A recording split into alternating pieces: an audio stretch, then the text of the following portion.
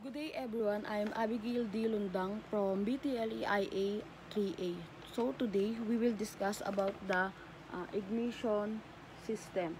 The first one is the battery. Ito yung battery na dito nagmumula yung energy ng ignition system. Meron itong 12 volts na kinakailangan ng ibang parts ng ignition. The second one is ignition switch. Dito yung pag inikot mo na yung susi is kino-close na yung circuit. Dadaloy na yung kuryente papunta sa ibang parts ng ignition. Pag sinwitch mo na to, yung kuryente galing sa battery is dadaloy na papunta sa ibang parts. The third one is the resistor.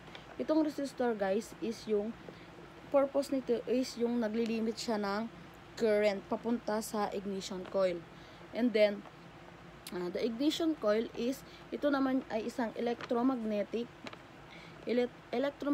device na nagpapalawak ng voltage mula sa battery.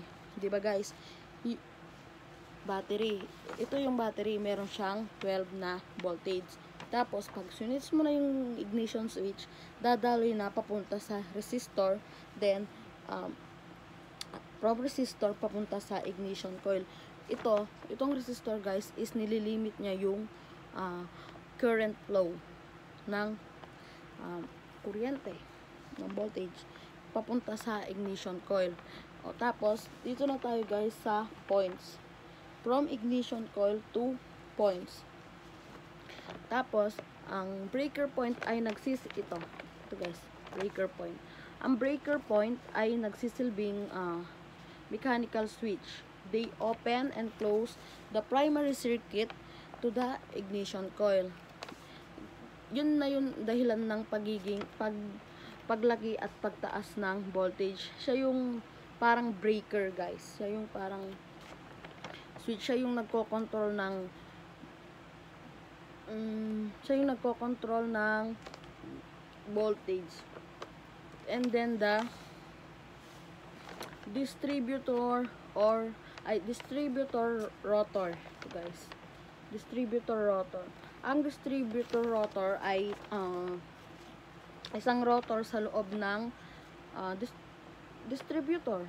Ito ay umiikot sa pamamagitan ng ignition timing. Umiikot to guys sa pamamagitan ng ignition timing. Kapag itong rotor ay saktong nasa harap ng distributor point, ito yung nasa harap ng saktong distributor point is tumataas na ang voltage.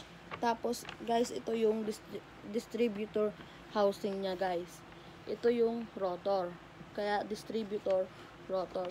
Kapag ito guys, kapag ito saktong tumapat na sa distributor point, tumataas na yung voltage. Tapos dito naman is yung ito guys, yung sa ignition wire or spark plugs. Ito guys, spark plug. Is ignition wire ignition wire spark plug.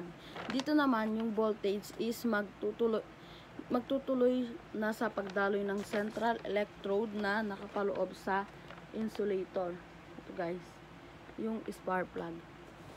So, yun lang guys. I hope meron po kayong natutunan about the ignition system, from battery to ignition switch to resistor, ignition coil to breaker point, and distributor rotor papuntang spark plug. Yun lang po. Thank you.